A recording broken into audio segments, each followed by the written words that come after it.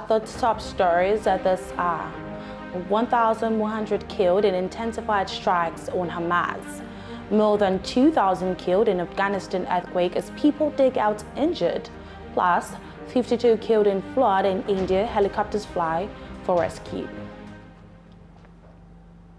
Welcome to the World News on VOP TV. I am Kayla Abraham. Israel's military have battled to drive Hamas fighters out of southern towns and seal its borders on Monday as it pounded the Gaza Strip from the air and mustered for a campaign its prime minister stated would destroy the military and governing capabilities of the militant group.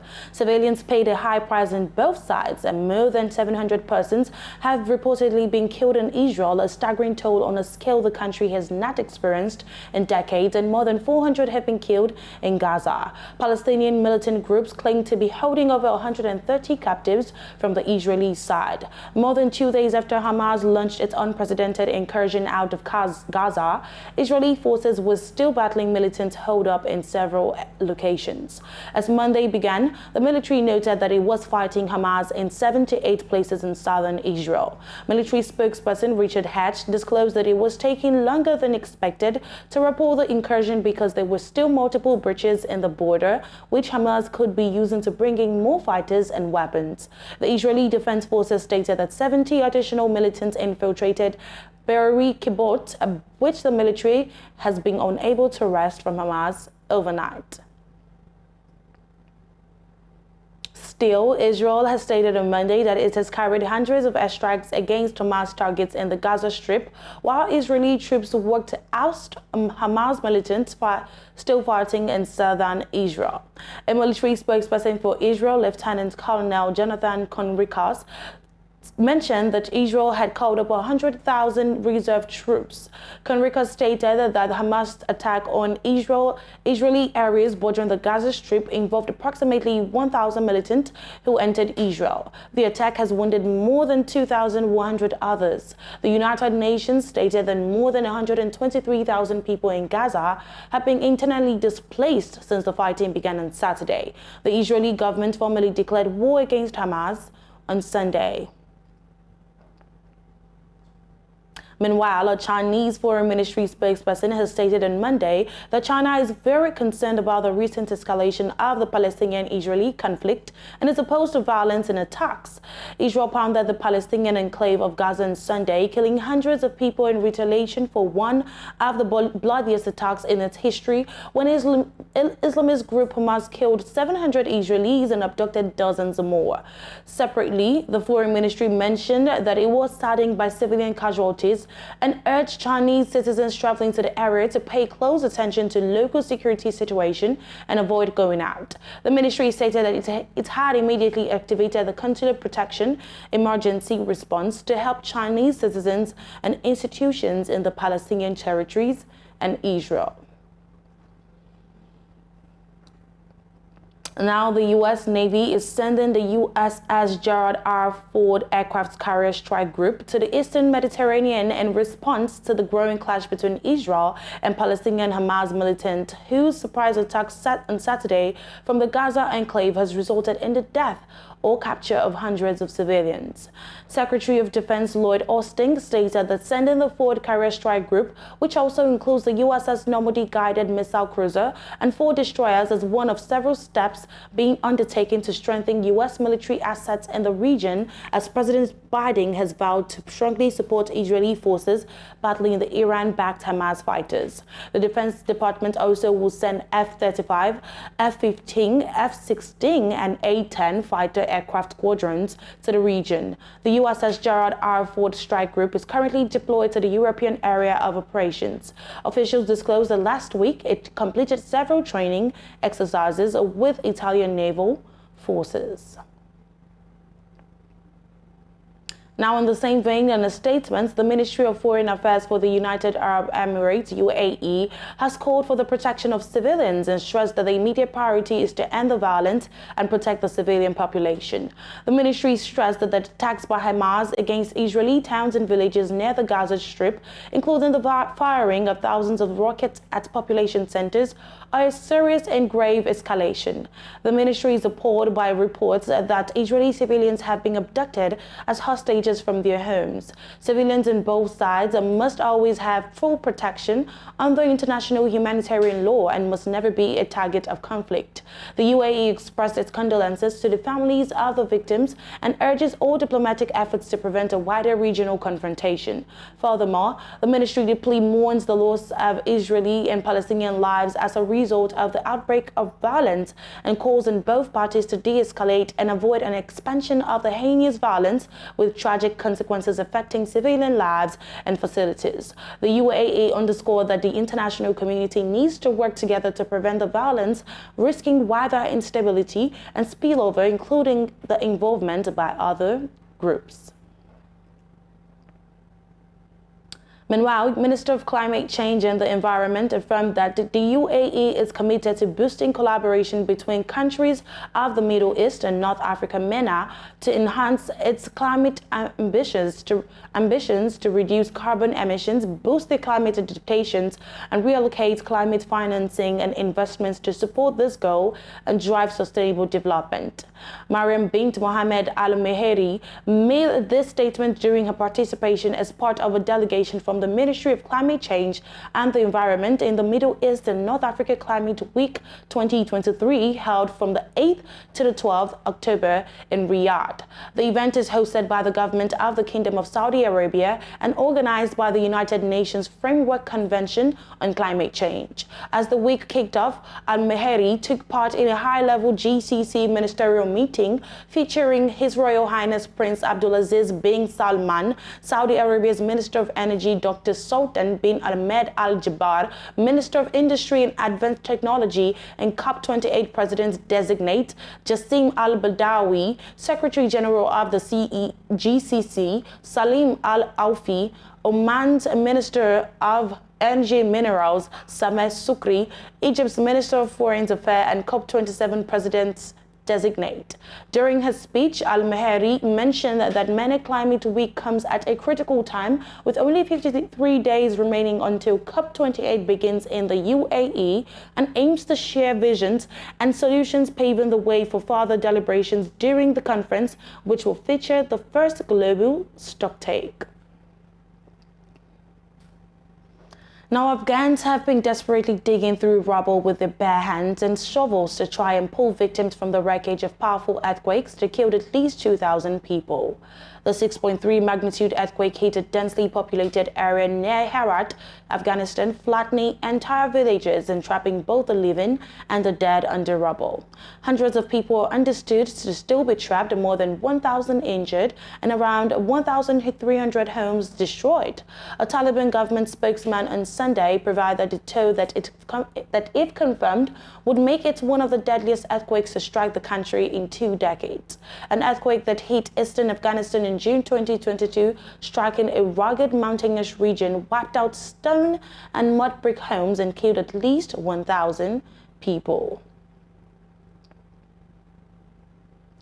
Now, Indian Air Force helicopters were able to land on Monday to rescue people in the Himalayan northeast, where a 6-year-old hydroelectric dam cracked open last week in intense rain, flooding a valley with glacial lake water and washing away bridges and homes as thousands fled. Police disclosed the rescuers have found 52 bodies so far, and the search is continuing with around 100 people still missing. As weather conditions improved in Sikkim state, helicopters arrived in the worst-hit Mangan districts to help some 3,000 stranded tourists. The design and placement of the Tista 3 Dam, the biggest hydroelectric dam in Sikkim state, has been controversial since the time it was built. A 2019 report identified Lunak Lake as highly vulnerable to flooding that could breach dams and cause extensive damage. It was not clear what triggered the deadly flood that began early on Wednesday, the latest to hit northeast India in a year of unusually heavy monsoon rain. Now, several passengers have been injured when a bus hit an elephant crossing a busy highway along a national park in Kenya. The elephant died on the spot while the injured people were taken for treatment at a nearby hospital. The boss is seen to have been traveling from the coastal city of Mombasa to the capital Nairobi on Saturday night when the accident happened along the Tsavo National Park, which straddles both sides of the highway. Local residents are stated to have scrambled for the elephant meat following the accident, resulting in chaos. Rangers and officials of the Kenya Wildlife Service later arrived at the scene to defuse the situation. Now, China's foreign ministry has on Monday met visiting U.S. lawmakers in Beijing. It was reported that Wang Yi met U.S. Senate Majority Leader Chuck Schumer. Schumer is leading a bipartisan delegation of senators to China. Schumer-led group, which includes Senator Michael Crapo, Bill Cassidy, Maggie Hassan, John Kennedy, and John Ossoff, is also expected to visit Japan and South Korea. Schumer's office disclosed that the trip will focus on the issues of economic competition and security, American national security, and global leadership in advanced technology. Meanwhile, Chinese President Xi Jinping on Monday in Beijing has met with a delegation of U.S. senators hours after Senate Majority Leader Chuck Schumer blasted Beijing's stance on the Israel-Hamas conflict. Earlier in the day, Schumer met with Chinese Foreign Minister Wang Yi, during which he criticized Beijing's response to Hamas's unprecedented incursion into Israel this weekend. The surprise escalation of violence in the Middle East threatens to add tensions to a meeting intended to smooth ties. Wang told the bipartisan delegation of U.S. lawmakers led by Schumer and Republican Senator Mike Crapo he hoped their visit would get relations back on track. The American politician was in China when Israeli Prime Minister Benjamin Netanyahu declared his country is at war after Gaza Strip militants fired over 3,000 missiles and infiltrated Israel's southern part early on Saturday. The combined death toll from the Hamas attack and Israel's subsequent airstrike in Gaza has climbed to more than 1,100. Now, French President Emmanuel Macron is in Germany to meet with German Chancellor Olaf Scholz. French-German ties are instrumental for stability within the European Union, but there are a growing number of issues on which Berlin and Paris don't agree. Macron will travel to the German port city of Hamburg, where he will meet German leader Olaf Scholz and other members of the German government. According to German media, the two leaders will visit Airbus factories in Finkenwerder, the aircraft manufacturer, which has its main location in the French city of Toulouse, is key to industrial cooperation between Germany and France. High on the agenda may also be the joint development of a German-French main ground combat system MGCS battle tank. According to reports, defense ministers of France and Germany are set to begin negotiations in 2024 for the next generation tank project with industry leaders KNDS, a Franco-German joint venture, and Düsseldorf-based Rheinmetall. After that, other European countries such as the Netherlands or Italy could join the initiative. Now, Pascaline Bongo, the sister of Gabon's deposed President Ali Bongo, will reportedly face trial in France in January 2024 on suspicion of corruption. She is accused of facilitating public contracts in Gabon between 2010 and 2011 for the French construction firm Aegis Route for a promised reward of $8.4 million. Pascaline Bongo, who served the late father Omar Bongo as chief of staff, denies the allegations. Pascaline's lawyer disclosed to reporters that she was never in contact with anyone, no contract was signed, and none of the evidence points to a transfer of money. While the legal issue targets Pascaline Bongo and Aegis Route, it will also involve at least 5 other people. In Gabon itself, Ali Bongo's wife Sylvia has been charged with money laundering, receiving stolen property, forgery, and the use of forgery. Her son, Bongo Valentin, was also charged with corruption, embezzlement, and placed in pre-trial detention. Now, the junta has stated in a televised statement on Saturday that Niger has cut its planned spending for 2023 by 40% because of international sanctions imposed after the military took power in a July coup, further hobbling the economy in one of the world's poorest countries. This year's budget initially forecast at 3.29 trillion CFA, which is approximately 5.3 billion US dollars, was slashed to 1.98 trillion CFA, the statement added, without detailing where the cuts would fall. Soldiers from the Presidential Guard detained President Mohamed Bazoum on July 6 and have set up a transitional government, one of a series of recent coups in West Africa's Sahel region. The takeover prompted condemnation from the regional bloc ECOWAS, the European Union, and the United States, who imposed sanctions, froze assets, or halted aid. A trade blockade has driven up the price of food and created a shortage of vital goods, including life-saving medicines. But it does not appear to have dulled popular support from the junta at home, where many were fed up with the hardship and perceived corruption experienced under the Bazoum regime. Niger, an arid country on the southern fringe of the Sahara Desert, is the world's seventh biggest producer of uranium, the radioactive metal widely used for nuclear energy and treating cancer. It is also beset by poverty and long-running insecurity caused by violent Islamist groups. It is hugely dependent on aid. According to its original projections, around 40% of this year's budget was expected to come from external partners. Now, former Madagascar President Marc Ravalomanana has stated that he had sustained a leg injury on Saturday when police and soldiers fired tear gas to disperse a gathering of his supporters and those of other candidates challenging the incumbent president. The Indian Ocean island is hoping for its third peaceful election since the upheaval of 2009, when incumbent President Andrei Rajoelina ousted Ravalomanana in a coup. Ravalomanana, who is among 11 candidates cleared to challenge Rajoelina in elections set for November 9, showed on his Facebook page a photo of an injury on his left leg with blood dripping from it. It was not immediately clear what specifically caused the injury. Julian Andremos Rasata, a member of the political bureau of Ravalomanana's party, confirmed he had been hurt. Police and other government officials were not immediately available to comment. Another presidential candidate told the reporters addressed by several other candidates that Ravalomanana was the second candidate in recent days to be injured during a march after Andrei Rajoelina was hurt earlier this week. Marchers were demanding changes to the officials running the election commission and for the formation of a special courts to hear election disputes. They also want Rajoelina to be disqualified from running on the grounds that he is not a Madagascan citizen, an accusation he has in the past dismissed. Now, government lawyers will on Monday tell Britain's top court that it should overturn a ruling which declared unlawful a plan to deport migrants to Rwanda, one of Prime Minister Rishi Sunak's key policies. In June, London's Court of Appeal concluded that the scheme to send tens of thousands of migrants more than 4,000 miles to East Africa was not lawful, saying Rwanda could not be treated as a safe third country.